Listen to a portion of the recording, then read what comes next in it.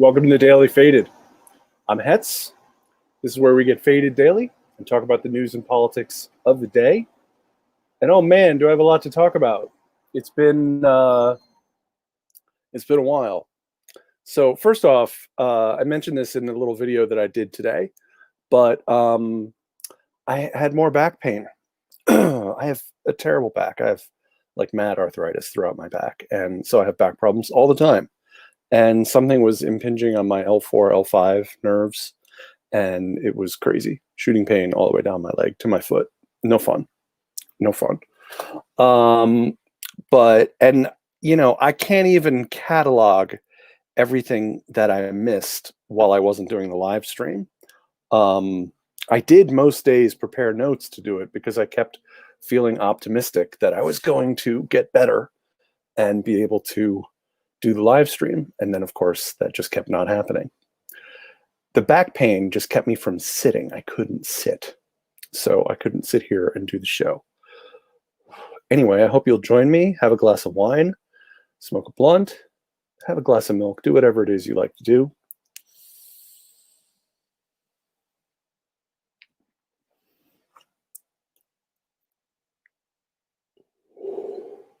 So I guess the last thing we talked about was the debate.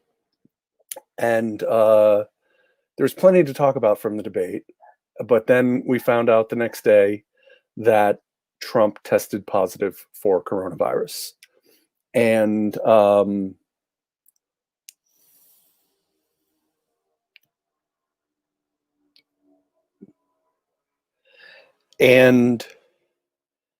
whole debate seemed to disappear from the public consciousness for a little while. All anybody seemed to be talking about was the fact that Trump had COVID-19. Look, stand back and stand by COVID-19. Look, Trump was destined to get COVID-19. All of the things that we know we're not supposed to do right now, social distancing, mask wearing, all of the things that we know we're supposed to do are things that we know Donald Trump has not been doing. And what do I have to do? I'm not going to repeat what we've all heard a million times about the Amy Coney Barrett event in the White House Rose Garden super spreader event, the long list of Republicans and Republican allies who got sick apparently at that event or in proximity to that event, which Dr. Fauci has called a super spreader event. Trump went to Walter Reed, and some people were very concerned. Other people probably engaged in a little bit of schadenfreude. I don't know. I'm neutral. I'm neutral about these things. Trump got remdesivir and methadexone or something, dexamethasone, some steroid treatment. And then he did his fascist return to the White House. I think that of all of the stuff around Trump's COVID diagnosis, it's that return to the White House that is the most astonishing thing. That and when he addressed Candace Owens' group from the White House balcony, doing his best dictator. I think he really enjoyed being up there in his first dictator pose after coming back from Walter Reed. It was stunning the way they put together the angles and put some music over it and just made it look like the most noble triumph of all times as Trump comes back from. Oh, God, so infuriating. So infuriating.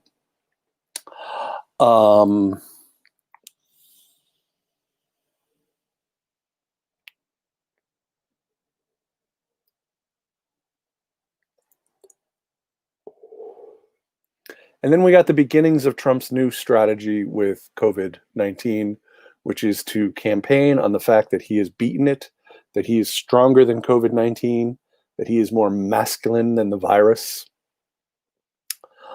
Committee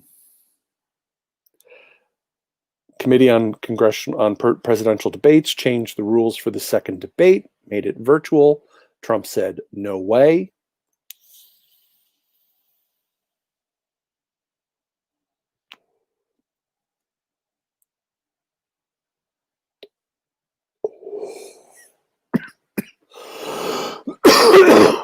I don't know. The battery charge must be running low on this thing. And then there are a ton of other little things, but Trump basically admitted to murdering Michael Reinold. This is the Antifa activist who shot someone in Portland, and the Trump administration basically gunned him down. Trump said there has to be retribution. He took care of it in 15 minutes.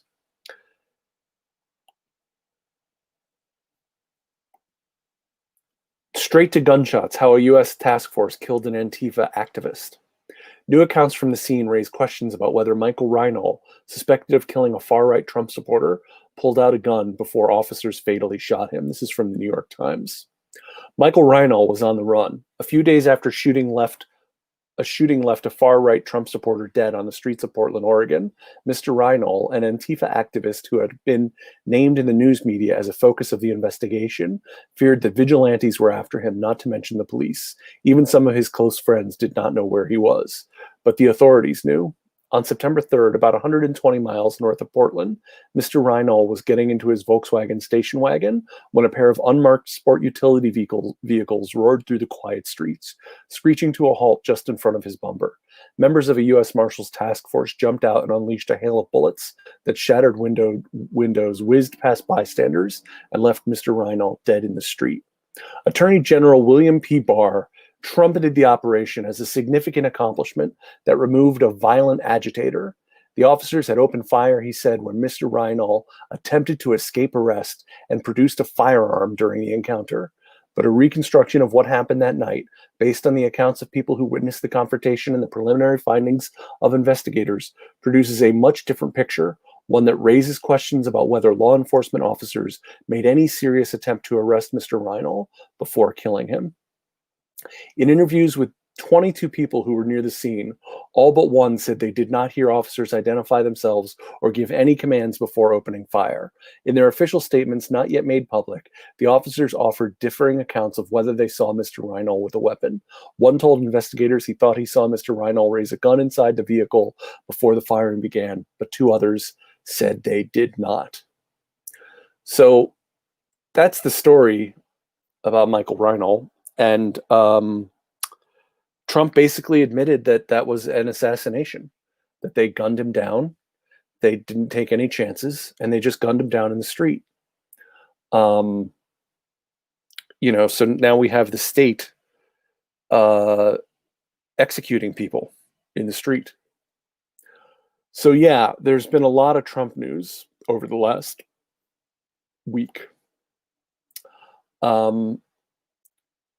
But I can't catch up on all of it, so I'm not going to try. Anyway, let's get into the coronavirus numbers today. We've got 40 million cases of coronavirus around the world.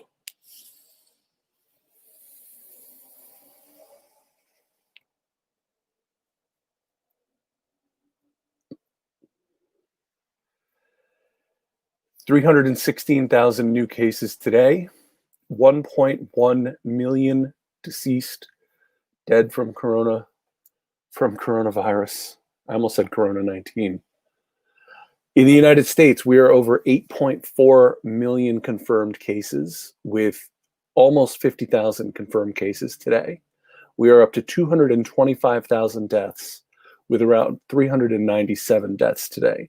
Now, in theory, that death number should come down and be around 397, 400, 500 for a couple of weeks, but it doesn't seem to be. So Mondays, we've all noticed that the numbers are always low on Mondays. So we'll see what we get tomorrow and Wednesday. And of course, like to check in on California. In California, we've had 878,000 cases, with 1,817 new ones today. Our number had gone down. It's just started to come up a little bit. And we've had 16,990 deaths in California, only 11 of which were reported today.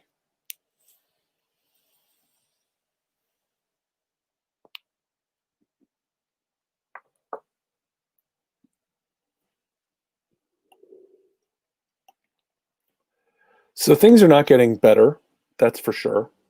The majority of states have case numbers going up. I think it was 29 states that I saw this morning. Here, let's do a little bit more. Have this Democracy Now! U.S. COVID-19 cases surge as Trump continues unmasked campaign rallies. There are now over 40 million confirmed cases of COVID-19 around the world. The U.S. has topped 8.1 million cases, remaining by far the most infected country, with around 20% of known cases globally. The U.S. death toll is nearing 220,000. Well, it's over 220,000 now, I do believe. But again, the nCoV Live tracker that I like is always a little bit ahead of everyone else. On Friday, the U.S. reported around 70,000 new cases, the highest daily total since July. At least 12 states set single case day records since Friday. Only 2 states, Vermont and Missouri, reported significant decreases in reported cases over the past week. In an interview with CBS's 60 Minutes, top White House coronavirus task force scientist Anthony Fauci shared his reaction when he saw the Rose Garden ceremony for Supreme Court nominee Amy Coney Barrett on TV last month. Were you surprised that President Trump got sick? Absolutely not. I was worried that he was going to get sick when I saw him in a completely precarious situation of crowded, no separation between people, and almost nobody wearing a mask. When I saw that on TV, I said, oh my goodness, nothing good could come out of that. That's got to be a problem. And then sure enough, it turned out to be a super spreader event. At around the same time as Fauci's interview aired Sunday, Trump spoke at a campaign rally in Carson City, Nevada, where he mocked Joe Biden, warning there would be more lockdowns if Biden was elected. Trump, if I listened totally to the scientists, we would right now have a country that would be in a massive depression instead of we're like a rocket ship. In response, the Biden campaign said in a statement, Donald Trump tanked the strong economy he inherited by continually discounting and attacking warnings from the scientific and medical experts working around the clock to save lives.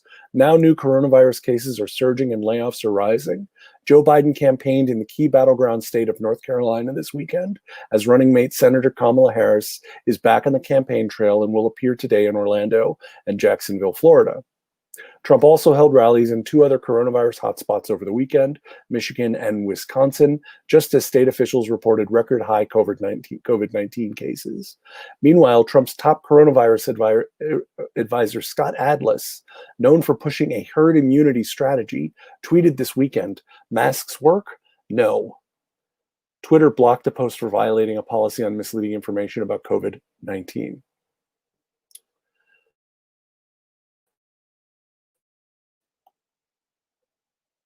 So it's a big old mess. And Trump got on the phone today with his campaign, and he went on a tear against Fauci. Fauci said he was part of a bunch of idiots, said he'd been there for 500 years. So he's out and out attacking Fauci. Now, I listened to Fauci's appearance on 60 Minutes, and the one thing I can tell you about it is that Fauci was totally cordial and respectful the entire time. He did say that it ticked him off when they unfairly used his likeness in an ad and made it seem as if he was praising Trump, which of course he wasn't. So, I mean, he was honest that that ticked him off, but he still never said anything negative about Trump. He never said anything negative about Trump. Trump is practicing absolute unilateral warfare against Fauci. And it's gross. It's really gross. Not that I think Fauci needs to be off limits. There are certainly criticisms of Fauci that make sense. The criticisms that Trump wages against Fauci do not. He likes to say, Fauci said don't wear masks, when in fact, Fauci was trying to conserve the mask supply for frontline workers and doctors. Obviously, Fauci has been firm on masks for 6 months, 7 months, a long time at this point. And Trump did another rally today, and boy, it's hard to even cover Trump anymore, to even talk about Trump, because everything he says is such ridiculous nonsense that you know. So let's check in on where the race is. The Real Clear Politics average of polls has Joe Biden at plus 8.9%. The most recent polls, the IBD TIPP poll, had Biden up 6 points. JTN RMG, I don't recognize that one, had Biden up 8 points. Those are the two most recent ones. I'm sure we'll get a couple more poll results tomorrow. And then the top battlegrounds, here's the graph that shows you the distance Biden has maintained over Trump for the last 3 months. Really got at his closest in the beginning of September, but then spread it out again to a peak of Biden plus 5. This is in the battleground states, and now it's Biden plus 4.1. In Florida, the average is Biden is up 1.4. Obviously, that's going to be within the margin of error on most polls, so that's probably a tie with a slight advantage to Biden. Pennsylvania, Biden is up 3.8 points. That will be outside the margin of error on some polls and inside the margin of error on other polls. However, in Michigan, Biden is up 7.3 points. That is outside the margin of error in any national poll of any seriousness, as is the 6.2 points that Biden is up in Wisconsin. Again, more in the margin of error, North Carolina and Arizona. So Trump needs to win Arizona, North Carolina, Florida. I think he needs to win all of these battleground states, whereas Biden doesn't need to win them all. So as we know, it puts Biden in a better place. Now, a lot of people have talked about comparing this to 2016. Nate Cohn had some good tweets on this.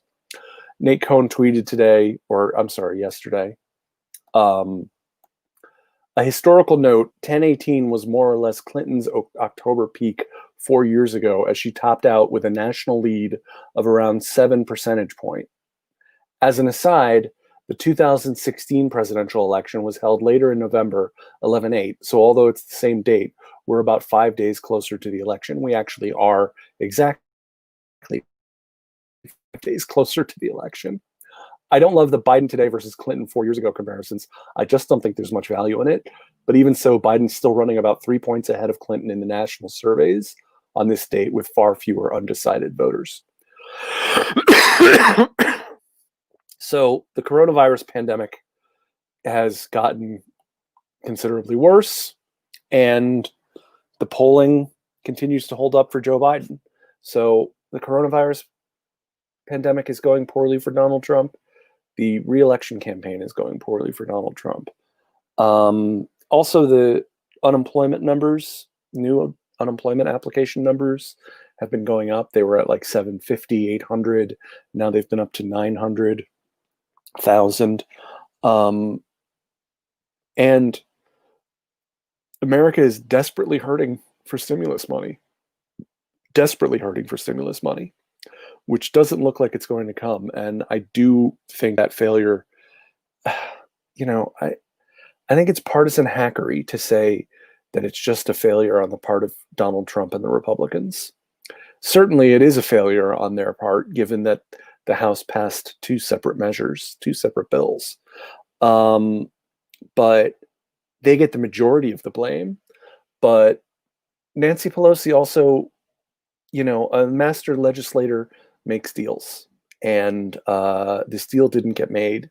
And a lot of people are suffering as a result of it. A lot of people who haven't had decent unemployment compensation since the beginning of August, people who are looking at evictions come January, schools that need funding, stepped up testing and tracing capacity, state and local funding. All of these things are so vitally important.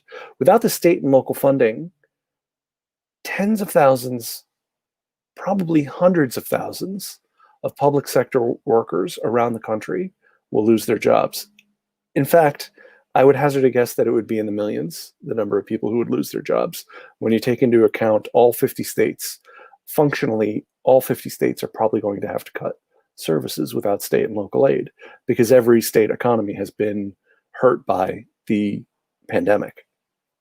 So anyway, I wanted to move on to something else before the night is done, and that is the good news for leftists and anti-racists and anti-fascists in Bolivia. Breaking. Exit polls show that Bolivia's movement towards socialism have won the presidency in the first round with 52.4% of the vote. This is an even higher score than when Evo Morales won in 2019. So we've been talking about Bolivia on and off over the last several months. Look, you know, it was nothing short of a coup what happened with the 2019 Bolivian election. It was nothing short of a coup. And we said at the time that it was a coup, a US-backed coup, a right-wing coup, a racist coup, and the government of Janine Áñez, who declared herself president last year, has a lot of blood on their hands. They've done a lot of killing. And the fact here that the movement towards socialism took 52% of the vote with 5 candidates, 52.4% of the vote. That's massive. That's massive. In a system with that many parties, I mean, it looks like only 3 of the parties are real contenders, but still. Luis Arce, Evo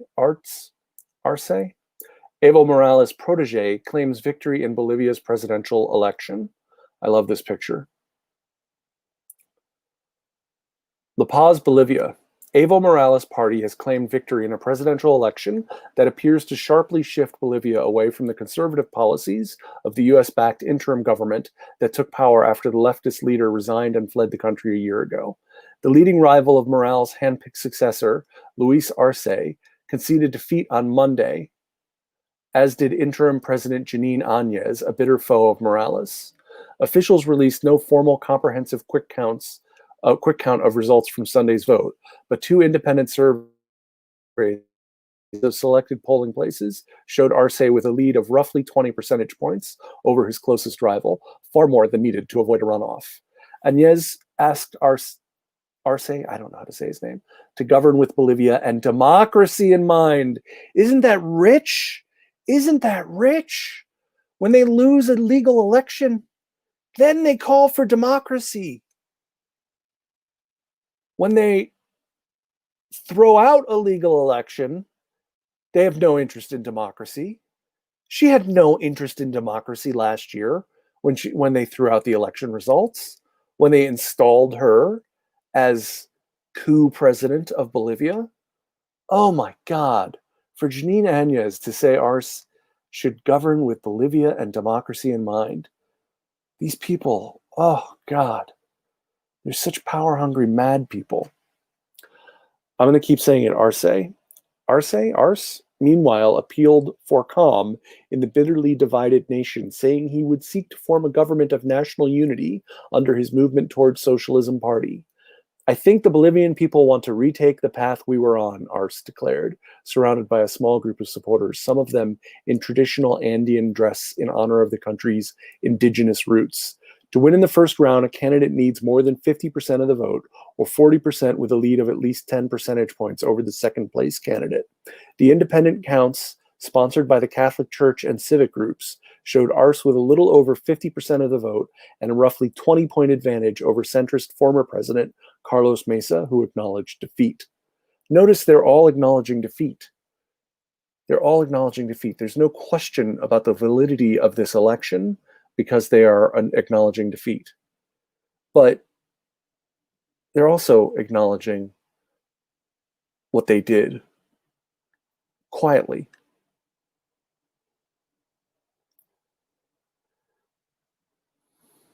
The formal official count had Mesa with a 41% to 39% lead over Arce, with 24% of the vote tallied on Monday, but those votes appeared to be largely from urban areas rather than the rural heartlands that have been the base of Morales' support. Officials said final results could take days. Look, I find this story to be hugely important because Evo Morales was a democratically elected leftist, a true leftist, a socialist, and completely democratic. Completely democratic. We paint them as some kind of dictator automatically. Any leftist leader in the Americas is automatically a dictator. And that's because any socialism in the Western Hemisphere threatens American capitalism, imperialism, hegemony, and they can't have it. So that's why they've gone after every left-wing leader this hemisphere has ever seen.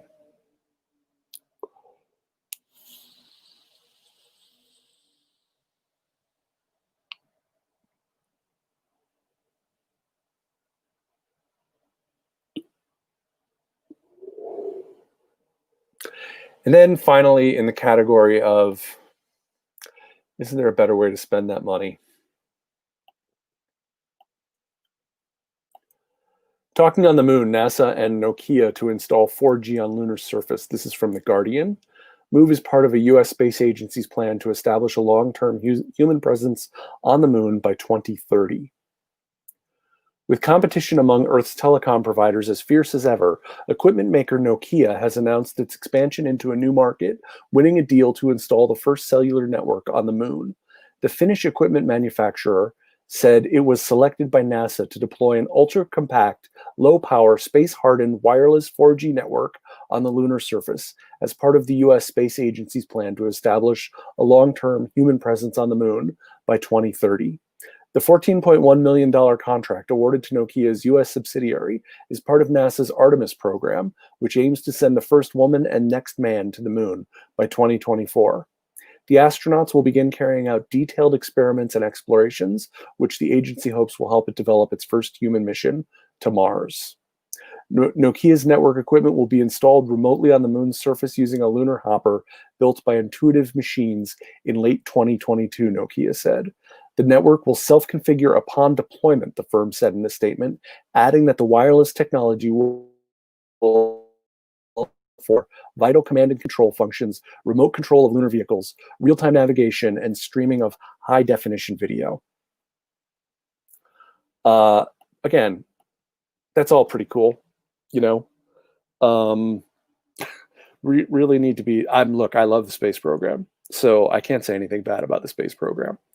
And maybe it's good that some people are doing something that doesn't have anything to do with this big giant mess that we have on this planet.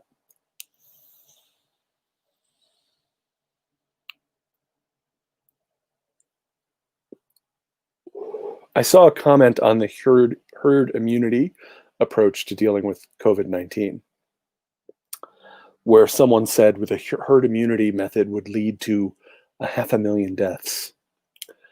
And I thought, I don't know. I kind of think we're already baked in for 500,000 deaths. We could be close to that by the time January 20th comes around. Knock on wood, hope January 20th does not equal Donald Trump. But anyway, that's all I got for today, guys. Thank you for tuning in, and I'll be back tomorrow night, 8 o'clock Pacific, 11 o'clock Eastern, The Daily Faded. Cheers.